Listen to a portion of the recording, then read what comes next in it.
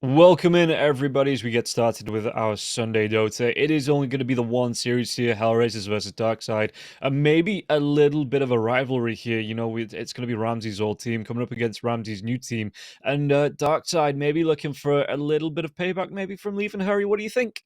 Yeah, or Ramses might be looking for a little bit of payback for everyone not listening to him. You don't know. You don't know. We can create grudge matches here. I don't have any info that there was any kind of bad blood between the players, but you never know. We already talked about it. Strong egos, strong characters on both Ramses and Soneko. So there could have been some.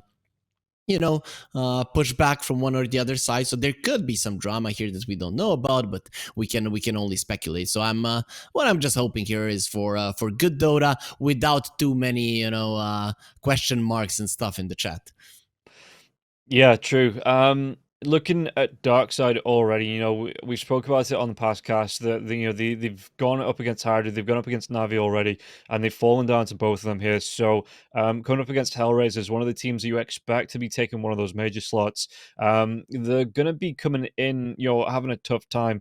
What can Darkside do here to really put the pressure onto HellRaisers and look to take this series? Do you think? It's hard to say. So Darkside's drafts have been different. I don't even want to say bad, good, because they have been different. There are ways to make them work, but you need to execute better. We've talked about it a couple of times. So I don't know if they can play classic, okay, let's just be aggressive Dota, because when you're on the back foot, the way that you approach it, you go without reserve. You take an aggressive lineup, you're not afraid to make plays, you do have the experience of the supports to actually kind of pull the rest of the team towards the aggressive potential, and then that's nice. But what they have been showing us so far with the drafts kind of is, complex. It's not straightforward, let's just run at you. So I'm not sure what to expect and how to feel like they should play. But in general, I would like more aggressive Dota, because if you allow the game to slow down, HellRaisers are going to destroy you with movements. Yeah, and HellRaisers, again, one of those teams that you expect to be moving on to the major here. And with Ramses, who's got that experience at carry, it might be because they didn't do awful at the major, but in this tour, moving through, if they get through to the major, might be looking to go a little bit further. HellRaisers, are your expectations here for them to be the best of the rest behind Spirit and Betboom, or do you think they're going to be able to take it to these two teams and maybe climb up to that first, second place in tournament 2? It's hard to say. HellRaisers, when they started off in the previous season, even before the New Year's, before the tour started, they kind of started off slow. They were worse than Amiga, to be honest, in a third-party tournament called Christmas Show. So, and then they came into Division 1 and Amiga got eliminated. HellRaisers went to the majors. So it just goes to show how, when you have some experience behind you, how quickly you can improve. Now they've got Ramses in as well, and Solo, him and Ramses, they go way back. I'm pretty sure that even if their ideas clash, that Solo, as a experienced guy, knows how to deal with it to come through of that one as a victory for the team in general, to become better because of it.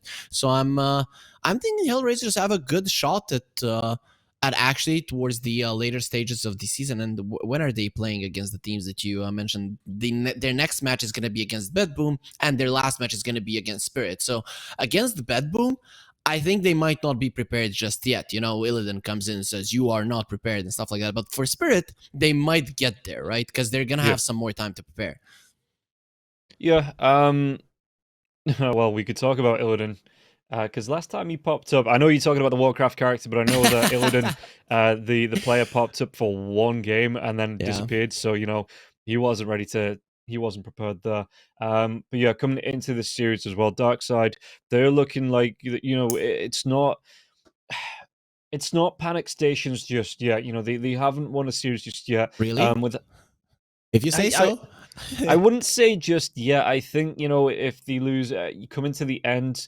The last couple of series, God, no, the last game is going to be against Betboom.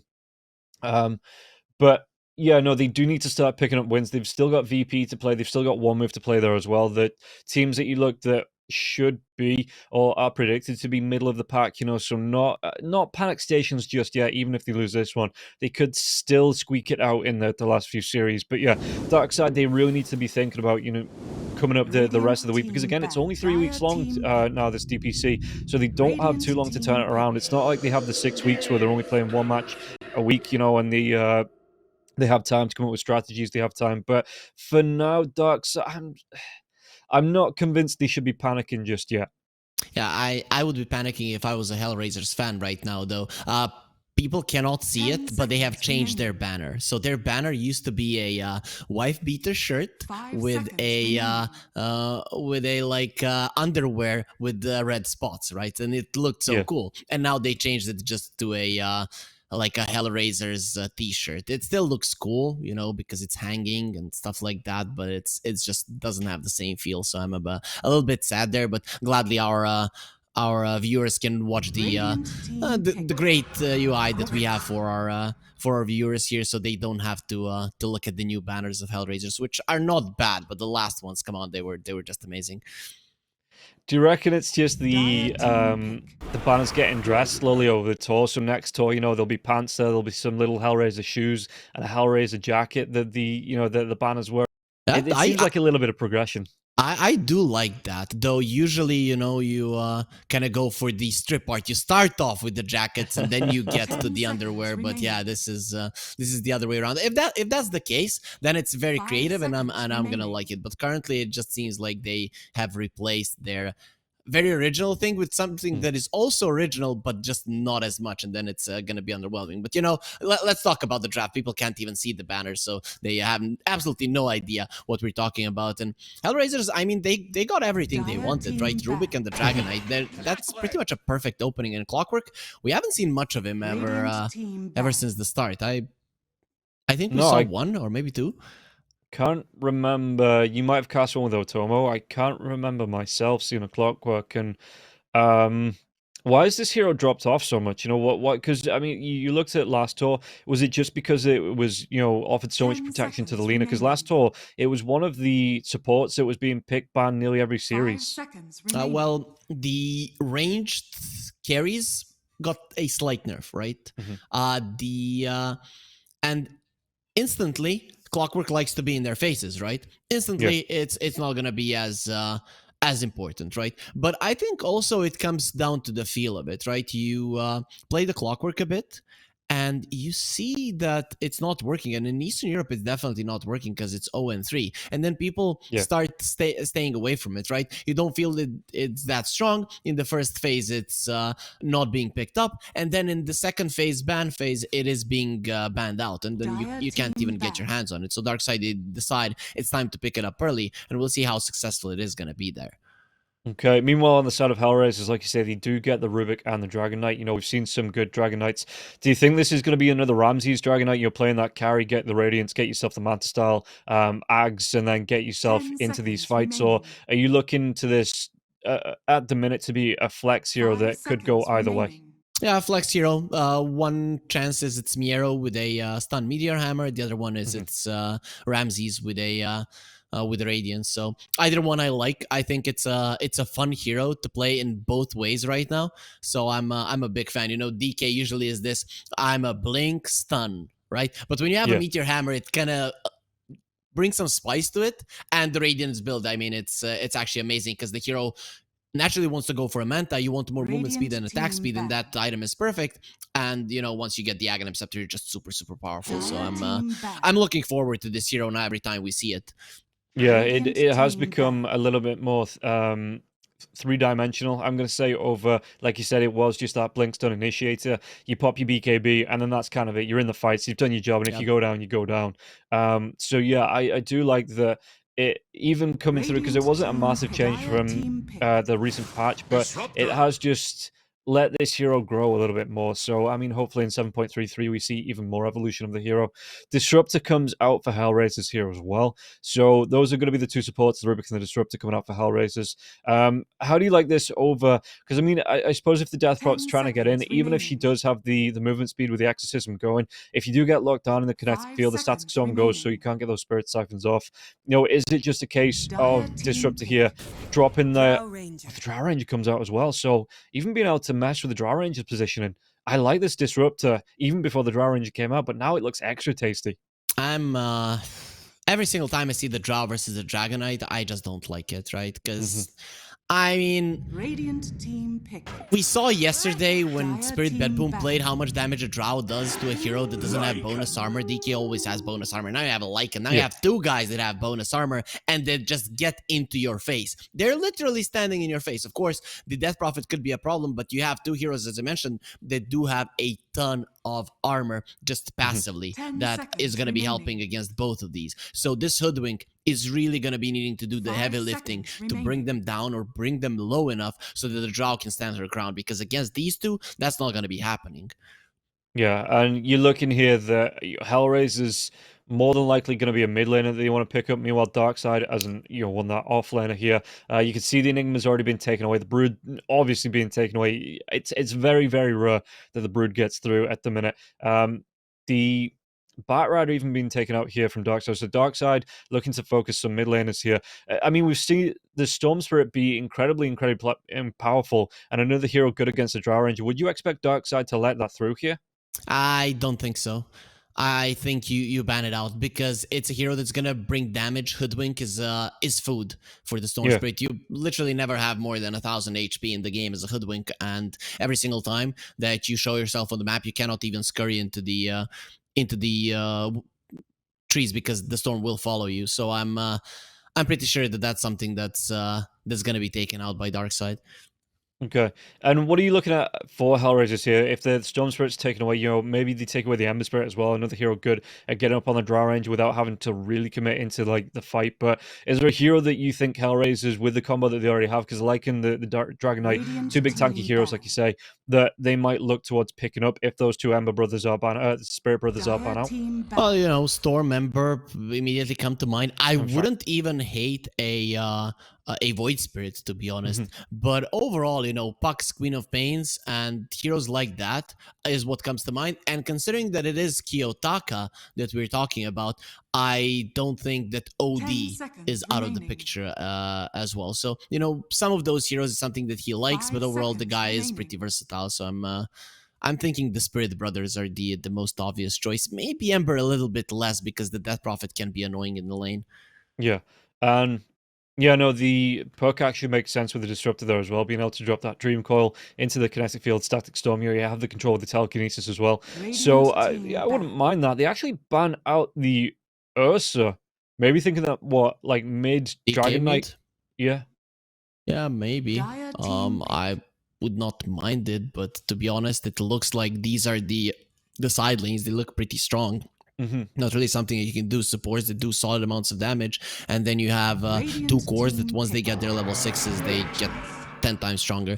Centaur I like because he a lot of magical damage on HellRaisers until the Lycan starts packing a punch, right? So a hero that doesn't have a lot of armor and has a lot of HP actually makes a lot of sense. Plus, you were missing a 10 little bit on seconds the remaining. initiation and on burst damage, and Centaur kind of ticks both boxes. 5 Yeah, seconds and remaining. frontline heroes nice here as well. I know the Clockwork dives in with the hook, but the Clockwork, that's kind of like I was talking about the Dragonite. You jump in as initiation, that's kind of job done.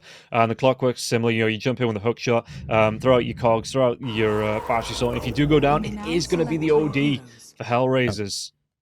Kiyotaka is just way too good on this hero. Yeah. That's just it. And the second I saw the Centaur, I thought, yeah, they're gonna go for the OD because you want something that rips through these heroes with a lot of HP, and OD definitely fits into that category. You have burst damage potential to kill the Death Prophet. You have save, so once someone gets caught by the Clockwork or the Bushwhack, you can save them from the burst damage of the Hoodwink.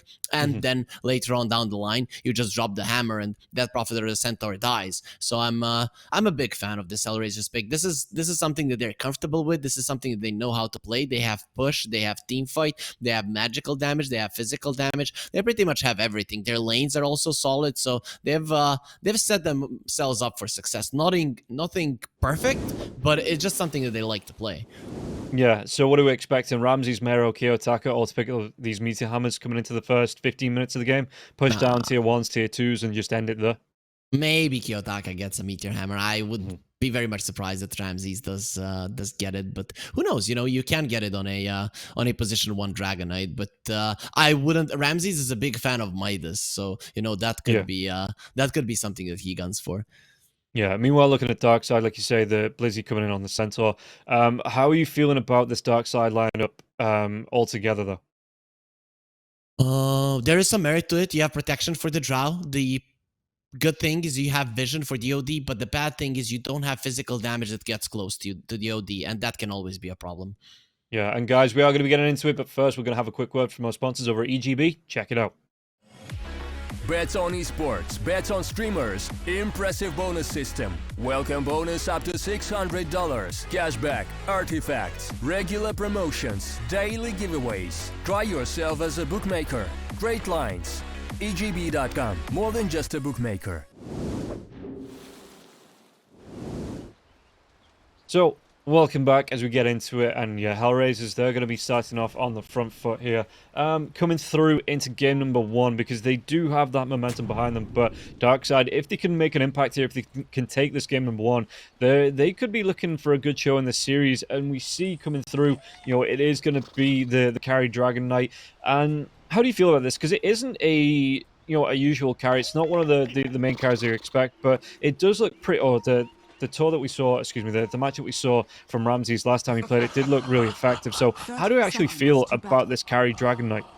I think it's great, and I think they're drafting really well around it. You get a second tower pusher in the Lycan, so you have 2 tower pushers. You know that wherever you're pressuring, the enemies cannot defend both. And then you get a heavy damage dealer on Kiyotaka, so the way that they drafted around it makes a lot of sense, and that's why it's so strong. Sometimes this hero can feel weak, but when you can round everything up around it, like in a good way, have supports in the backlines that are definitely going to utilize his tankiness, the hero shines. Yeah, and we'll see how it is going to play. I mean, he's going to be going up against the Centaur in the lane. So, when he hits the... Oh, he's not even skilled anything up just yet. So, what do you expect him to go for? Is it the Dragon's Blood right off the bat, or would you expect him to go for the Breathe Fire to mess up a couple of last hits? What is it the Dragon Knight wants to go for here as Ramses in the safe lane?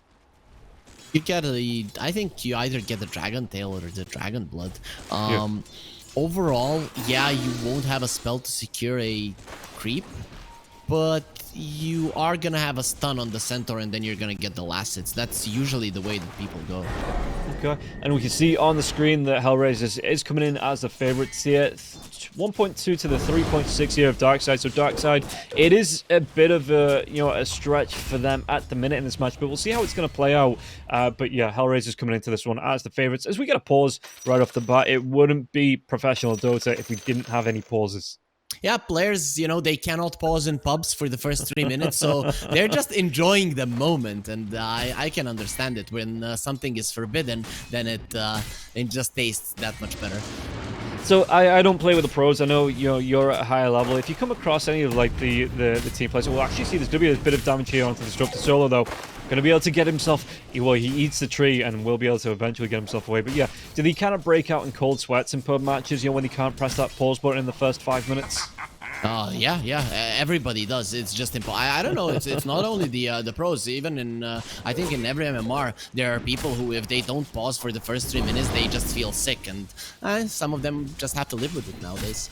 Yeah, and it must feel awful for them, but it means that we can get straight into the game.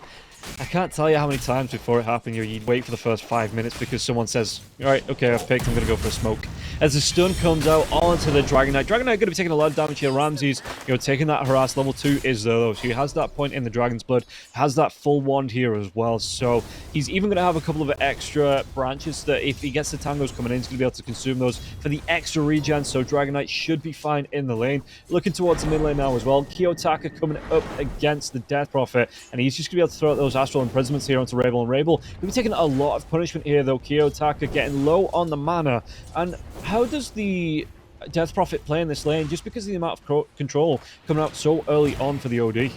The more that the time passes, the better it gets for the OD. More points in Astral Imprisonment means very, very tough deal for a Death Prophet, and that's just how it's gonna be. So Kiyotaka is now winning in CS, and that's probably gonna continue further on. Death Prophet is a solid hero though, so what Rabel is gonna try to do is what he's doing now, let's say, playing aggressively and going into the face of Kiyotaka, especially with the early points in the Astral. Well, the Spirit Siphon will linger through it. It doesn't cancel it once you Astral someone.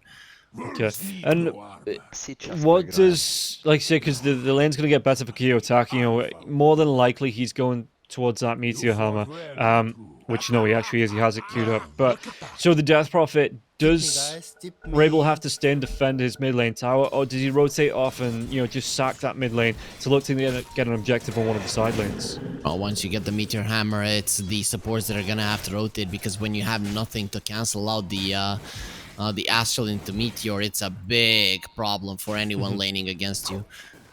Yeah, we'll see here at top lane as well. Seneko going to be taking a little bit of harass from the neutrals of all things here as he gets that pull through. Looking just to get the half pull. Yeah, no, he does pull the range creep in. Going to be able to take that one out here, the neutrals, as Antares rotates himself over. But back in the mid lane, yeah, talking about it, you can see the Kiyotaka coming through with the Astral Imprisonments onto Rabel. And Rabel, he's actually just, I mean, like all good ODs do, use it for the nice top lane to get the telekinesis back. Dizzying, he's going to go down, and it is going to be Mero with the wolves as well as the help of the creeps. Gets that first blood on the Drow. This is not the start that Darkside wanted to do, or Dizzying here on this Drow Ranger. It's a catastrophe because the creeps are walking into the tower. It's gonna be impossible for Drow to get any CS now. This is, you see this 5 CS, there is a chance that he stays there. Yeah. We'll see. I mean, the Wolves are going to be coming back now as well. He's going to be able to get something underneath the tower. So we've got his timings down, but it looks like denies the Wolves as well, chasing Dizzying all the way through this tower. And they are fairly tanky, even underneath the tier 1 tower. So he is going to be chased down and harassed. And eventually it looks like the lane will stabilize here, getting the deny onto the range creep. But yeah, even just so early on, though, being down for 10-15 seconds, it has such an impact in the early, especially a Drow that needs that momentum to get going. This is the start for the game. Darkside are having a really bad time. Rabel is at least recovering in the mid lane, but the side lanes are... they're looking super bad, and it's not like Death Prophet is a good hero to rotate to help you. Once you're being Death Prophet starts being, okay, bye-bye, Rabel, we're just gonna walk away. So I'm not really sure. Top lane, this Drow will have to leave the lane very, very early on, and there's really nobody to help. We'll see if Roger can maybe make something happen. He's the X factor. The Darkside will have to look to once the laning stage starts to end. Yeah, we'll see here. There is going to be the Bushwhack coming out as well as the Storm. Did they get the kill here onto the Disruptor? There's going to be the Glimpse. Solo, though, he's going to be taken down, and Roger will be able to secure that one.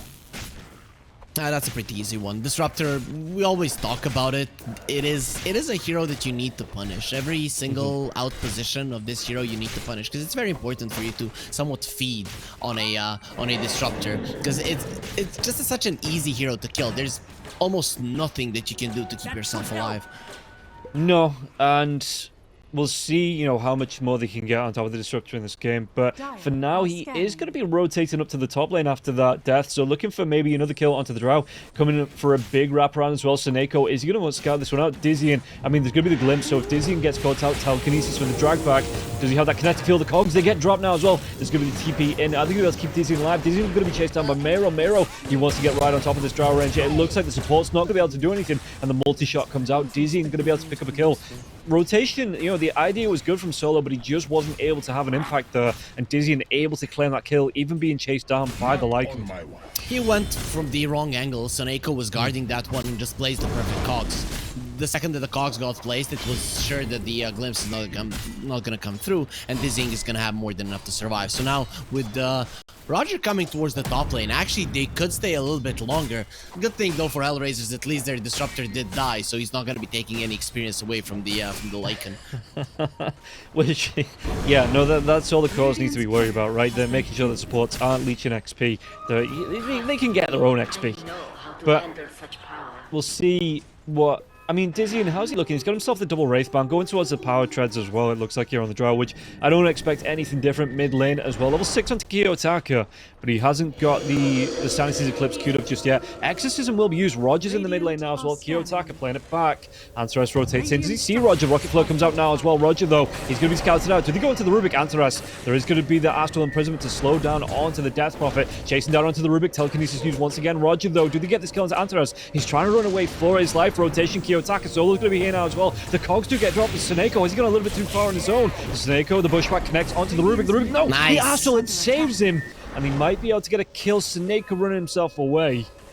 Oh, it's a disaster for Darkside. They really needed to do more damage onto the tower, or at least get some kills. HellRaisers just wanted to bring in the supports to defend the tower. What happened is that Kiyotaka lost his courier, so there was no chance to actually bring the Meteor Hammer, and this was the timing for Darkside to make something happen. In the end, they were like, okay, at least we're gonna kill the Rubik, and not even that goes their way. So they're definitely not gonna be happy with the first usage of the Exorcism. No, absolutely not. Like you say, that was the time that they needed to be getting these kills. They needed to be getting some impact on this mid lane. And good plays from the side of HellRaisers, you know, good team play between the team, just to be able to keep each other alive. And meanwhile, that's going on. Ramsey's just been given a solo lane over against Blizzy on the Centaur. He's got that Dragon form up, so he's going to be able to do damage from a distance. Astral comes out onto the Death Prophet, though. No real rotation. I mean, the supports were close, but not close enough to capitalize on that. Rabel should be okay. Solo's rotating in, but I don't know if they actually want to go here onto Rabel. Rabel's back behind that tier 1 tower, and even with the glimpse, I think he's going to be fine here. So yeah, HellRaisers not committing. Speaking about committing, though, top lane Seneko will be taking a lot of damage from those wolves, and the cogs do get dropped. Going to be cleaned up there as well. It looks like the Helm of the Dominator's out for the Lycan, but Antares and Soul just moving as a pair, looking to have some impact on the map, and it looks like they're going to be targeting this top lane once again. Seneko is low, so he's gonna be in a ton of trouble here. These two supports themselves, they do enough damage. Yeah, Solo with the Thunderstrike able to claim it, like I say, from a distance as well. In trouble. Did he actually go? Yeah, no, they are going to be able to get the kill, and, well, Rabel, is he going to be able to put pressure now as well? The Exorcism, it's still going, so yeah, they should be able to put some pressure onto this tier 1 tower on the bottom lane, but does the Dragon Knight just let this one go when he respawns? You know, is any teammates deeping in to help this one out, or does he then just move into the jungle and look for that jungle farm? It is very hard now to go towards the tier 1 on the bottom lane, but he can continue farming from the tier 2. This is the thing with HellRaisers lineup. They have 3 cores that are all good at pushing, especially now with Yodi having a Meteor Hammer. So you're pushing 1 tower, but immediately 2 towers of yours are taking some solid damage. Yeah, and you can see the Meteor Hammer being used on that mid lane. Dizion's rotated in here. The Lycan already putting the pressure out onto the top lane by taking that tier 1. He's got himself a Hellburst Smasher as well. And it looks like he's just happy to sit and camp out, you know, find the farm, find the XP on this top lane. And like you say, if they do try and respond to this, then you've got the Dragon Knight to push out, or you've got the OD. Speaking of, though, I think we have to go. It's going to be the Santa Claus being dropped here. They do get the kill onto Antares, and no real fault from the side of HellRaisers, it looks like. I was hoping to do a bit more damage there, but yeah, he didn't steal that much mana with the Astral Imprisonment, so of course the Sanity's Eclipse isn't gonna be doing all that much damage. But overall, that was a nice move from Darkside. Coming towards the mid lane, you could see that the HellRaisers were positioning themselves well, but that's why Seneko was coming from the other side. So as soon as HellRaisers start moving back, he catches someone on the retreat. You don't get a core, but you get something. And what did Darkside need to do? Like I say, with all 3 cores on the side of HellRaisers being able to push towers, do they just need to focus on a single lane, or maybe 2 out of the 3 lanes, and just let the other one go down, or is it a case of having to respond and put out any fires as they pop up around the map? Well, they have to bring numbers. This mid lane tower needs to stay alive for as long as possible. So as Dizzying is farming the jungle, he needs to be getting close as well. But during that time, you at least need to be getting your level 6s on the support. So at least Soneko has one, and he's trying to utilize his hook shot. There it is. Yep, comes right in here, but Kiyotaka, can he get himself away from this one? He might actually go down, try to sustain as long as he can. Does he get himself out? He doesn't. And Dizzy able to pick up the kill. Really good initiation there. And HellRaisers just not able to follow it up. So, a good early showing here from Darkside. We'll have to see if they can keep this up for the entire match. They're doing a good job. They are doing everything they need, even though HellRaisers are doing a good job not giving them a lot. They are still playing really, really well, and now they're going to have 6s on both of their supports. Well, he's going to be chased down into Solo. Solo can get himself away from this one. Connected field going to be dropped, but he looks at Seneko before the glimpse comes out. Was able to get the kill, and Rabel goes for the TP. Nothing to interrupt this, so he might just change targets onto Seneko. Seneko's low, but he drops those cogs. Can he get himself away? No TP here for the clockwork, so just has to try and hoof it on foot. And it looks like the chase down from the big bad wolf. Is it going to be enough to get the kill onto Seneko? Even under the tier 2 tower, it looks like they're just going to give it up.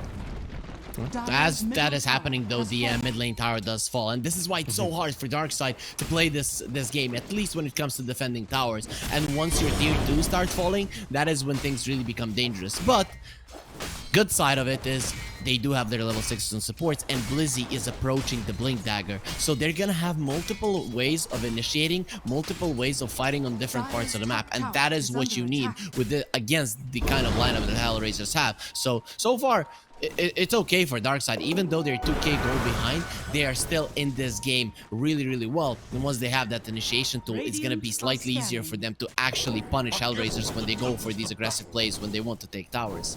Yeah, and we can see Kiyotaki, you know, he's just going to be farming up, trying to find this next bag, but there's going to be 3 heroes. If you take a look at the map, close hunting down onto Kiyotaki. It looks like they do want to apply this pressure to the OD.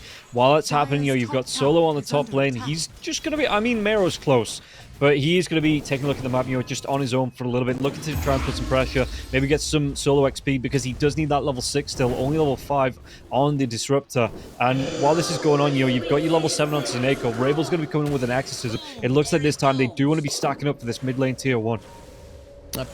Nice call for HellRaisers to just let it go. They understand the dangers of this. So what they're doing right now is that they're making sure that they're applying pressure on a tier 2. Once the tier 2 falls, that is when HellRaisers can split the map enough. So even when Darkside get all of their initiation tools, that they won't be able to claim anything. So very, very smart approach from HellRaisers. Let them get the tier 1, and we're gonna be getting something more in return. So far though, the tier 2 hasn't dropped down, so that is a big one for Darkside.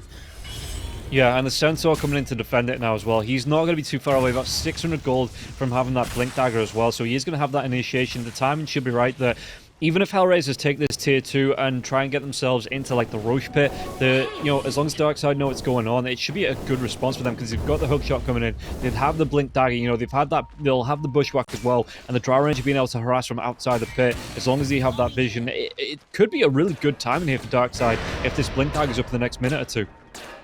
It is gonna be. So Blizzy, very soon he's gonna be making things happen. HellRaisers, they don't have a lot of levels on solo, and I think that's the main issue why they can't go for team fights. But that TP of his towards the top lane that was unsuccessful hurt his game quite a lot, and now because of it, HellRaisers in general, they have no chances of going for a team fight. Yeah, we saw him grouping up with Antares, you know, moving between the mid and the top lane, looking for fights, looking for, you know, the pickoffs and the kills, and they were able to get one onto Tsuneko. But, I mean, HellRaisers at 14 minutes into this game already only have 2 kills on the board, and you'd expect from the way they've come into this game as the favourites, you know, they've be taking a lot more control for this game. But at the minute, Darkside, like you said, looking really good. Decent in free farm. He's not being contested in his triangle. He's just found his items. Already got himself the Dragon Lance. What's the build-up you expect here from the Drow? Is it, you know, the Dragon Lance into the BKB, or do you want more damage? You're maybe going towards the Chrysalis into the Silver Edge right away. What is it the Drow Ranger wants? You get a Hurricane Pike for sure. Yeah. And then it is actually a question where you go with it. So I'm gonna say Shard BKB would probably be the most common choice. Okay, there is going to be a jump here onto Antares. They did miss the hookshot though, so it looks like the side of Darkside just want to back themselves away. Tsuneko still showing in the river. Ramsey's giving chase here, and Ramsey's will be going towards that BKB right off the bat. And let's see, I mean, what does he want to go for that after that? There is still, like I say, the Mantis style if he wants to go to Radiance if he wants that early enough, but at the minute, you know, take a look at the net worth. He is top of the net worth, but it's not a massive difference between what the top 4 or 5 here. They're gonna walk into the pit. Darkside should be ready for this. Blizzy does have a smoke, and with the rocket coming through, this is not gonna fall so fast. You have the OD.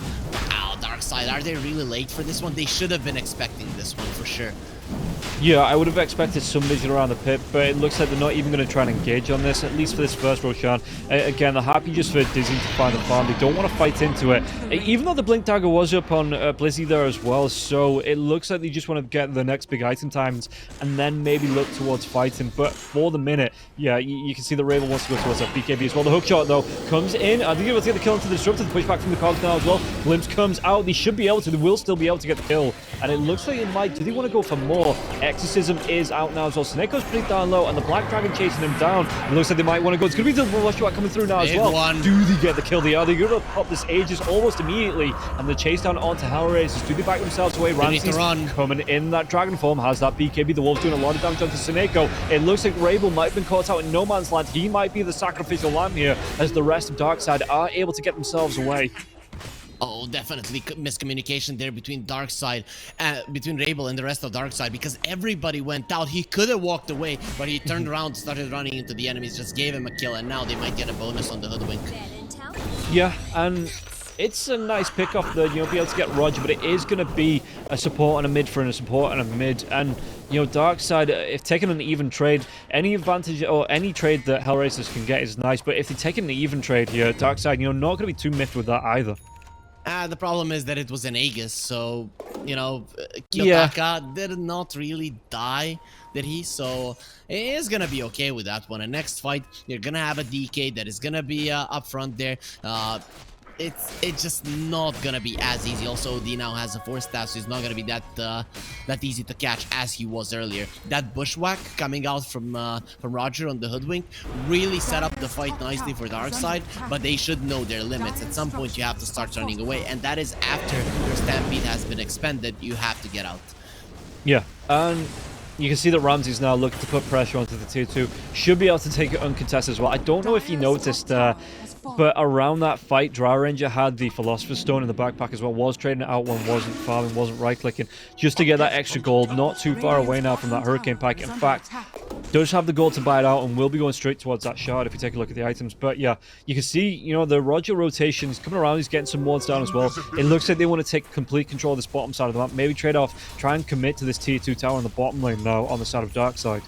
When you take down the tier 2, take the outpost, you have a really good angle to go towards the bottom lane to get there fast without the enemies actually knowing what's up. And with the creeps now being in base of Darkside, there is a chance you get caught by this one. Now, when you look at it though, HellRaisers, they did have a few stops there, we're unsure, so not sure that they'll be getting anything out of this. At this point, it becomes obvious. Yeah, Rabel just goes straight for the TP out. Ramsey's actually going for the Blink Dagger shard. So, as much as we talked up the different builds, it is looking like the Dragon Knight going back to that classic build, the BKB Blink Dagger. Funnily enough, he didn't use the BKB in that last fight. He did have it, but didn't feel the need to use it. So that is still a 9-second BKB here for the Dragon Knight. Even this build is exciting when you don't see it every single game, so I don't mind, to be honest. And Ramses, though, hasn't really been part of this game. He's 0-1-1 and has 156 CS. Him and Dizzying kind of going for farm mode. Yeah, true. And you can see that, the Drow Ranger, again, a little bit behind, more than a little bit behind the Dragon Knight now. That gap is starting to spread between the two carries. And it looks like, Dragon Knight's going to be able to put the pressure onto this bottom lane as well, looking towards this tier 1. Darkside, do they respond to this? Because they do have the BKB coming out from Rabel now as well. Exorcism is up. All of the big spells are up. Or are you expecting Dizzy again just to try and play keep away here and look towards that next big item, which looks like it's going to be the shard? Dizzying is gonna TP if fight starts breaking out. And Centaur not being caught immediately, they might be able to get out. No, he made a mistake there. He didn't use the Stampede in time. Was afraid of the glimpse, and because of it, without him, it's very hard to fight for Darkside. I don't know what Rabel is doing, to be honest. Yeah, Rabel gets himself in the middle of the fight now as well. Again, he has that BKB if he needs it. Could be popping this now onto the Death Prophet, but still, he looks like he's going to go down. The Bushwhack comes through. The physical damage still way too much on the side of HellRaisers. Gets the kill. They're going to be chasing for even more now as well. The Ghost comes out, but Seneko, he's going to be locked down and killed off. And Kiyotaka claiming that one. In fact, did they actually get the glimpse? They get the vision onto Roger as well. And it looks like they might be able to get the kill onto the Hoodwink. Roger trying to use that sharpshooter though. And he does jump over the trees, gets that distance that he needs, and will be able to get himself back towards the high ground. Oh, Rabel is not respecting this damage of the Lycan, and they even found Dizzying as well. He does have a Hurricane Pike, but with the stolen hoof stuff is gone. Yeah, he was stood up for way too long. Oh, the 4-staff comes out. It's still going to be stood onto the Rubik, but now Blizzy, he's caught out a little bit further than he'd like to. The BKB for Ramses, though. Dire's bottom tower is under attack. Did he actually... he's got 3 teammates all together around him, but it looks like... Ramses is the furthest one forward, so it looks like he just wants to get himself out of dodge. Yeah, they don't value him as a kill, it seems like. They understand that you need a lot of commit to actually kill the Centaur, and they just made a decision that it's not worth it. Controlling the bottom part of the map and having the resources currently with the Drow Ranger dead, it's gonna inflict so much damage to the economy of Darkside that they felt like another kill, it's just not worth it. And that is where experience comes into play. Imagine a South American team, a Southeast Asia team, they would go forward and I miss the old Eastern Europe, but the way that they're playing Dota nowadays is just more clean. Yeah, I think everyone, in some parts, you can see the odds here for HellRaisers. It's going to be the hook shot through, though. Did he catch out? Really nice static storm coming through. Antares, though, are they going to be able to get the damage, get the kills? It looks like everybody's going to be able to get themselves away. It's going to be a really nice pushback onto 3 heroes, but can they capitalize on this? Rainbow wants to go for the chase down. They do get the kill onto the Rubik. Can they go for even more now as well? It looks like the 4-staff saving Disruptor's life. They're going to be able to get the stomp onto the Drow, and Drow with no BKB. The Hurricane Pike's going to be used, but still stunned up, cleaned up, and killed off now. Yeah, now the chase onto Rabel. It's going to be a nice couple of cogs to come through here. Onto, they get the kill onto the Lycan. Can they get even more into this? Q attack is going to get low, but can he turn himself around? Yeah, there's going to be an asshole imprisonment. Rabel, Sanity Eclipse does get dropped. They absolutely clean up onto the cause on the side of Darkside, and they might even be able to get something else out of this. They do. Getting the kill onto Seneko. This is what happens when you do not have heavy physical melee damage against the OD. At some point, you just run out of damage. That is what happens. And if this hero, no matter how low it is, if he turns around and starts dishing out the damage, this is what happens. Everybody just dies. And I mean, I can't even get over how much of the damage this Lycan is doing. You know, OD did 2,600 damage in that fight, but Lycan did almost 4,000, and he died. So it is just insane how much he is cutting through everyone. Because Darkside, they have no armor. The only thing protecting them is the Crimson Guard. Yeah, and when the Drow range goes down like that again, still nowhere close. It seems like even though he's had the farm all to himself, maybe no stacks, you know, not being able to capitalize on, and all of a sudden he's 4k behind the Dragon Knight KB. There's no shard for the Drow Ranger, sitting on one major item. Meanwhile, you look at Ramses, you know, he's got the blink, he's got the BKB, starting on his Ags, he's got, you know, the boots ready to go as well. So Ramses at the minute just seems to be finding the farm a whole lot quicker than the Drow Ranger, and it's reflected in these fights. He doesn't have the map. That is what happens when your tier 2 drops so early. That is why Valve, Ice Frog, whoever, they're going out of their way to make sure that the tier 2 survives for as long as possible. 7 targets, 7 seconds, 6 targets, 7 seconds glyph. I mean, it's just to make sure that the tier 2 doesn't die. If a tier 2 dies super early on, that means your carry can only farm the triangle, and that's about it. Because top lane off limits, and you can invade the bottom lane with every single smoke, so you never feel safe, and that's gonna reflect on your farm. You just have no creeps to attack, at least not safely. No, and the Lycan continue to push out that top lane, and like you say, even with the outpost being gone now, Roshan 50 seconds away from coming back up, so it looks like it's going to be the AC for the Lycan as well, but they're going to have the ROBBNROLL, they're going to have that map control to just march themselves into the pit, and, you know, what can Darkside really do to contest onto this? If I was them, I would try to fight before that AC comes out. AC comes out and your Drow is not doing any damage, your Death Prophet is not doing any damage, meaning you're not killing anyone. So they are going for a smoke right now, and I think this is the right choice. You cannot allow them to finish off their next set of items and get Roche. That is when the game ends, if things are as they are at this moment. Yeah, but they stopped for the outpost, and now, you know, HellRaisers, there is going to be the hookshot coming through, though, onto the Ruby to get the cogs pushback, but it looks like Ramses, he's going to be trapped in by the Wolf and the Dragon, and he does get slain now here, Seneko, but what else can they do? They got the kill onto Solo. Did they want to chase for more Ramses, though? Just looking to back himself away, and again, not too far away from this Ags. He just needs the booster, and he's not going to be too far away from that, only about 150 gold, so if Darkside don't go now, the Dragon Knight, even though he's used that Dragon form, it's going to be up for the next one in 70 seconds. I think it's a stun onto Rabel now as well. Rabel can get himself away. Astral Imprisonment comes out. Bushwhack here onto the OD. Can they go for even more BKB though? Rabel, there's going to be the jump in. The stomp, it lands onto nobody. The silence comes out. Rabel, he wants to chase, might be able to go onto Antares, but Ramses, he still wants to go into this. Was that Dragon Tail? They get stunned onto the Death Prophet, and Death Prophet's caught out. Even the Stone Golem getting involved in this. There's going to be the Meteor Hammer being dropped, and Rabel with the 4-staff up to the high ground, but Ramses is going to chase now. So Ramses, he pops a BKB, he gets the stun onto the Drow Ranger after killing off onto the Death Prophet, and Dizzy, and he's not going to survive. HellRaisers didn't even have to go for that one. They could have just waited out the exorcism, and that would have been it, right? There's no damage on Darkside, but they wanted to try if they could fight, and just no way of the Darkside can do anything. They didn't have the clockwork there, and it's just an easy cleanup once the Death Prophet loses their BKB. That is a fight that goes through the entire exorcism, and it even comes back and heals the Death Prophet, and you don't do anything. You're just incapable of doing so. So this is a lane of Rax and HellRaisers. They've overtaken this game completely right now. There's no turning back, to be honest, if you're Darkside. No, I mean, this is going to be, like you said, a lane of rocks here, taking it down. Even Seneko trying to do his best with the Bouncy Assault, with the cogs to trying to defend them, but it's not going to happen, and and it looks like Hoodwink Roger got himself that double damage rune, looking to skip the wave as well, but just needs to go for that TP away. And now they know Roshan's up. You know, they've got that AC pretty much complete on the Lycan as well, flying out to him. Again, they've got the Ag Scepter here for the Dragon Knight, so this is going to be a Roche that... Darkside, again, they might try and look to contest. They are grouping up, but this might be the final fight here for them, as I don't really know how they get into this Roche pit and stop HellRaisers from taking it. In fact, they're not even going to be able to.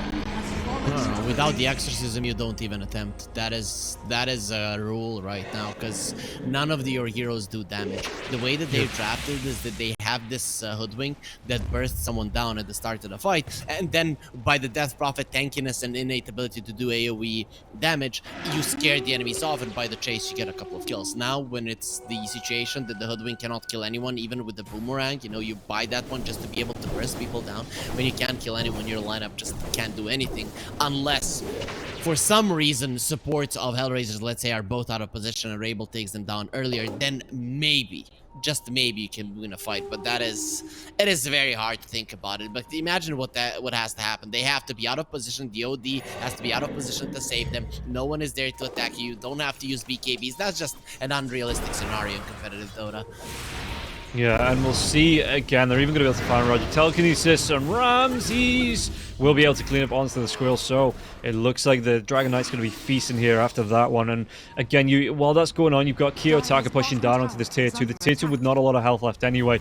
And there's no big commitment apart from the Dragon Knight in this dragon form here. He hit level 18, it looks like, after taking down the Hoodwink, so it's only to be the blue dragon for now. But still, this tier 3 tower, how do you really defend it if you're Darkside? They're trying to wrap around. This is one last hurrah of a fight, and they're gonna try to engage from the side. That's the only thing you do. You're baiting with other heroes from the front, but at this point it should become obvious. HellRaisers, though, they're not in a good position. This could be a good initiation for Lizzie, and he goes in. Stampede comes out, though. There's going to be this Static Storm almost immediately. Kinetic Field comes out. Ramses pops the BKB, and they're going to be able to get the kill into Suneko and should be able to clean up onto Blizzy. Blizzy, yeah, no real way to survive through this now as well. The Fireworks just come out from the Centaur, but it looks like Dizzy going to be chased down the Dragon Tail again. Even with the Crimson Guard, it's not going to be up, is it, to keep him alive? Dizzy and trying to get back to the fountain, trying to keep himself out, but the glimpse comes through, and again, no BKB on the Drow Ranger. The GG is going to be called, and that is going to be game number 1, going away of HellRaisers in 30 minutes. A 22k net worth lead, an 18 to 10 in terms of kills. Very easy game for them, really. From the start, they were crushing the lanes. That's somewhat what we expected. I have to say, Darkside, though, there was a time when they were getting level 6s on their supports, when there was no level 6 on the Disruptor. Solo didn't have it. When they were actually getting close to applying that pressure, and I thought once they get the blink on the center, they might do something. But they get the blink, they don't smoke, they lose the Roche, then they lose the fight after that one and a tier 2. At that point, the game is gone. You cannot allow 5-6 moves of your enemies to go through unpunished while you're also losing a hero or two. So that is in my mind where the game ended. After the Roche was taken and you don't contest it at a perfect time for you to fight, it's just way too much of a gift given to HellRaisers. Yeah, and we saw the Disruptor, like you say, Solo trying to get the solo XP for level 6 on the top lane. The Lycan hanging around in the Die jungle, and they just weren't punished for that. Darkside didn't move over to push the Lycan out of the jungle, moved to punish Solo for being so far up on his own. And it was just, like you say, Darkside, they put Dizzy in that triangle to look for the farm. But in the end, 10k net worth lead here. 10k net worth onto the Drow Ranger. And Ramsey's sitting on 18k. Hell, even Rabel, 12k. And everybody on the side of Darkside just didn't look like they could find the time and space to find the farm, because HellRaisers, if they weren't swallowing up the map, Darkside, they just needed to find the farm for Rabel. They needed to find the farm for Dizzy, and the space on the map just wasn't there. Yeah, I mean, Drow Ranger is not the fastest farmer, but then again, neither is a Dragon Knight. And the reason that there is such a big difference in gold, of course, towards the end you get more kills in towers and stuff, but Darkside are afraid. They never know where their enemies are. They never know from which angle they're going to jump. Whereas HellRaisers, they are literally taunting you to go on them. Come on. You don't know where my OD is. If you jump on me as a Dragon Knight and I get astraled, you are screwed. And yeah, Darkside never went for those. They never went for any risks apart from Soneko going for a couple of hook shots, and that's about it. I mean, at that point, you just know that you don't have the power to play the game. Yeah, and with HellRaisers in this driving seat, Darkside again, they're looking to get a victory on the board, but it's going to be a hard climb back for them coming into the second game here. HellRaisers comfortably in position. We talked about how impactful Kiyotaka is on the OD. Do you think Darkside let that through in the second draft? Uh, if it's not picked until the end, if there's no mid laner, I kind of feel like you get rid of it, especially if you're going for a lineup that relies on someone dying instantly. You cannot go for a lineup like that against the OD. You did have a clockwork, but your ability to catch the OD is not that great, especially when you're playing against so many units. Okay, and we'll see here what HellRaisers are going to be drafting in the second game. Darkside, they're looking, they need to go for a fight back, need to get themselves back into it, but HellRaisers in the driving seat. We'll see if that's going to continue in the second game, guys, but first we're going to take a quick break, so we'll be back right after this.